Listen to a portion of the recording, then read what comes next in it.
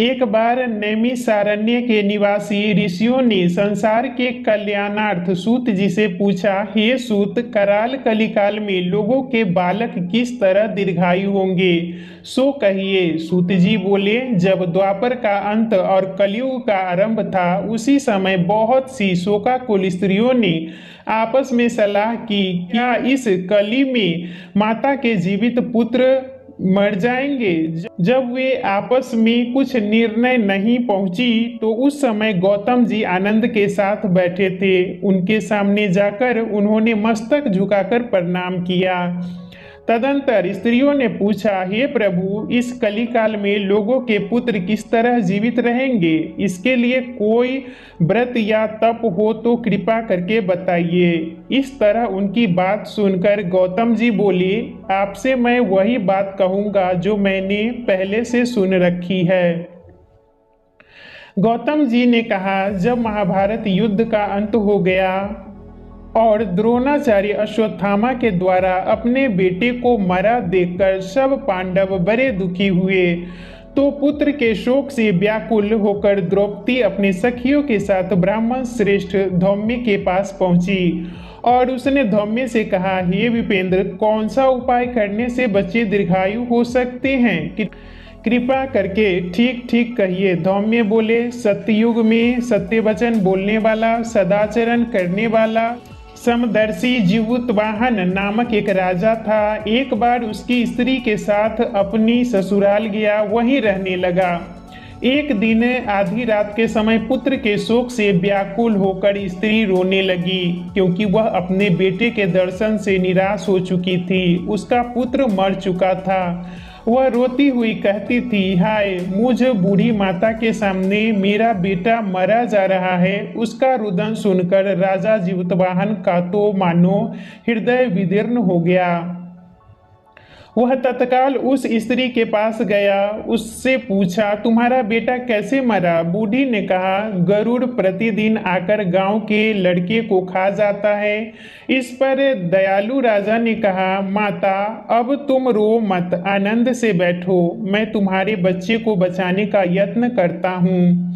ऐसा कहकर राजा उस स्थान पर गए जहां गरुड़ आकर प्रतिदिन मांस खाया करता था। उसी समय गरुड़ भी उस पर टूट पड़ा और राजा के शरीर का मांस खाने लगा। जब अतिशय तेजस्वी गरुड़ ने राजा का बायां अंग खा लिया तो झटपट राजा ने अपना दाहिना अंग फेर कर गरुड़ के सामने रख दिया। यह देखकर गरुड़ जी ने कहा, देवयोनियों में तुम कौन हो? तुम मनुष्य तो नहीं जान पड़ते। अच्छा, अपना जन्म और कुल बताओ। पीड़ा से व्याकुल मन वाले राजा ने कहा, हे पक्षीराज, इस तरह के प्रश्न करना व्यर्थ है। तुम अपनी इच्छा भर मेरा मांस खाओ। यह सुनकर गरुड़ रुक गए और बड़े आदर से राजा के जन्म और कुल की बात पूछने लगे। राजा ने कहा, मेरी माता का नाम शव्या और मेरे पिता का नाम शालिवाहन है। सूर्य वंश में मेरा जन्म हुआ है और जीवुतवाहन मेरा नाम है। राजा की दयालुता देखकर गरुड़ ने कहा, हे महाभाग, तुम्हारे मन में जो अभिलाषा हो वह वर मांगो। राजा ने कहा, हे पक्षीराज, यदि आप मुझे वर दे रहे हैं तो वर दीजिए कि आपने अब तक जिन पक्षियों को खाया है वे सब जीवित हो जाएं। हे स्वाभिमान, अब से आप यहाँ बालकों को ना खाएं और कोई ऐसा उपाय करें कि जो उत्पन्न हो वे लोग बहुत दिनों तक जीवित रहें। धौम्य ने कहा कि पक्षीराज गरुड़ राजा को वरदान देकर स्वयं अमृत के लिए नागलोक चले। वहां से अमृत लाकर उन्होंने उन मरे मनुष्यों की हड्डियों पर बरसाया। ऐसा करने से सब लोग जीवित हो गए जिनको कि पहले गरुड़ ने खाया था। राजा के त्याग और गरुड़ की कृपा से वहां वालों का बहुत कष्ट दूर हो गया। उस समय राजा के शरीर की शोभा दूनी हो गई थी। राजा की दयालुता देखकर गरुड़ ने कहा, मैं संसार के कल्याणार्थ एक और वरदान दूंगा। आज आश्विन कृष्ण सप्तमी से रहित शुभ अष्टमी तिथि है। आज ही तुमने यहाँ की प्रजा को जीवन दान दिया है। हे वत्स, अब से यह दिन ब्रह्म भाव हो गया। जो मूर्तिभेद से विविध नामों से विख्यात है, वही त्रैलोक्य से पूजित दुर्गा अमृत प्राप्त करने के अर्थ में जीवित पुत्रिका कहलाई है। सो इस तिथि को जो स्त्रियां उस जीवित पुत्रिका की और कुश की आकृति बनाकर तुम्हारी पूजा करेंगी, तो दिनों दिन उनका सौभाग्य बढ़ेगा और वंश की भी बढ़ती होती रहेगी। हे महाभाग्य, इस विषय में विचार करने की भी आवश्यकता नहीं है। हे राजन, सप्तमी से रहित और उदया तिथि की अष्टमी को व्रत करे, यानी सप्तमी विध अष्टमी जिस दिन हो उस दिन व्रत न कर शुद्ध अष्टमी को व्रत करें और नवमी में पारण करें। यदि इस पर ध्यान न दिया गया तो फल नष्ट हो ही जाएगा और सौभाग्य तो अवश्य नष्ट हो जाएगा। जीवित वाहन को इस तरह का वरदान देकर गरुड़ वैकुंठ धाम को चले गए और राजा भी अपनी पत्नी के साथ अपने नगर को वापस चले आए। धौम्य द्रौपदी से कहते हैं, हे देवी, मैंने यह अतिशय दुर्लभ व्रत तुमको बताया है। इस व्रत को करने से बच्चे दीर्घायु होते हैं। हे देवी, तुम भी पूर्वोक्त विधि से यह व्रत और दुर्गा जी का पूजन करो, तुम्हें अभिलषित फल प्राप्त होगा। मुनिराज धौम्य की बात सुनकर द्रौपदी के हृदय में एक प्रकार का कौतूहल उत्पन्न हुआ और पूर्ववासी स्त्रियों को बुलाकर उनके साथ यह व्रत किया। गौतम ने कहा, यह व्रत और इसके प्रभाव को किसी एक चिल्ली ने सुन लिया और अपनी सखी सियारिन को बतलाया। इसके बाद पीपल वृक्ष की शाखा पर बैठकर उस चिल्ली ने और उस वृक्ष के खोते में बैठकर सियारिन ने भी व्रत किया। फिर वही चिल्ली किसी उत्तम ब्राह्मण के मुंह से यह कथा सुनाई और पीपल के खोते में बैठी हुई अपनी सखी को सुनाया। सियारिन ने आधी कथा सुनी थी और उसे भूख लग गई। वह उसी समय सबसे भरे हुए शमशान में पहुंची। वहां उसने इच्छा भर मांस का भोजन किया और चिल्ली बिना कुछ खाए पिए रह गई और सवेरा हो गया।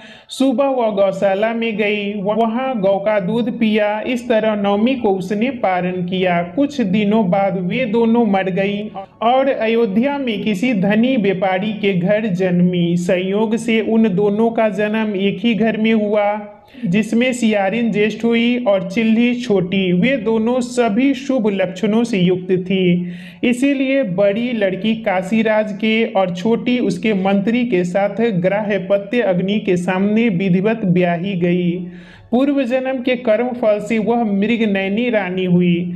जिस किसी भी संतान को उत्पन्न करती वह मर जाती थी और पूर्व जन्म की बातें को स्मरण करने वाली मंत्री की पत्नी ने अष्ट वसुओं के सदृश तेजस्वी 8 बेटे उत्पन्न किए और सभी जीवित रह गए।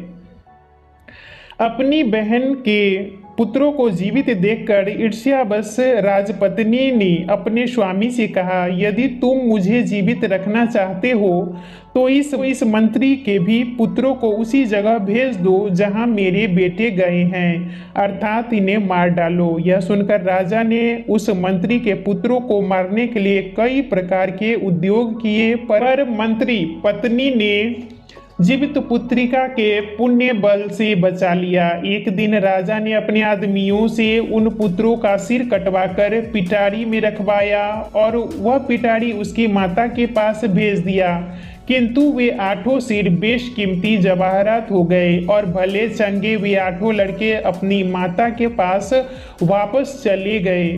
उनको जीवित देखकर राजपत्नी को बड़ा विस्मय हुआ। अंत में वह मंत्री की पत्नी के पास आई। उसने पूछा, बहन, तुमने कौन सा पुण्य किया है जिसके बार बार मारे जाने पर भी तुम्हारे बेटे नहीं मरते? इस पर मंत्री की पत्नी ने कहा, पूर्व जन्म में मैं चिल्ली थी और तुम सियारन, दोनों ने व्रत किया। तुमने व्रत के नियमों को भली भांति पालन नहीं किया था और मैंने किया था। इसी दोष से हे बहन, तुम्हारे बेटे नहीं जीते हैं। ओ राजा रानी, अब भी तुम उस जीवित पुत्री का व्रत को करो और तुम्हारे बेटे दीर्घायु होंगे। मैं तुमसे सच सच कह रही हूँ। उसके कथनानुसार रानी ने व्रत किया, तभी से उसके कई बेटे सुंदर दीर्घायु होकर बड़े बड़े राजा हुए। सूत जी कहते हैं, सूत जी कहते हैं, सब प्रकार का आनंद देने वाला मैंने यह दिव्य व्रत बतलाया। स्त्रियां चिरंजीवी संतान चाहती हैं तो विधि पूर्वक यह व्रत करें। तो जितवाहन भगवान की जय। और ये कथा हमें ज़रूर सुननी चाहिए। अगर हम ये कथा नहीं सुनते हैं तो हमारी जो व्रत है पूजा अधूरी मानी जाती है। तो आप लोग व्रत में कथा ज़रूर सुनिएगा। तो आज का वीडियो यहीं तक था। फिर मिलूंगी एक नए वीडियो में। वीडियो अच्छा लगे तो इसे लाइक कीजिएगा, मेरे चैनल को सब्सक्राइब कीजिएगा। फिर मिलूंगी एक नए वीडियो में। तब तक के लिए नमस्कार।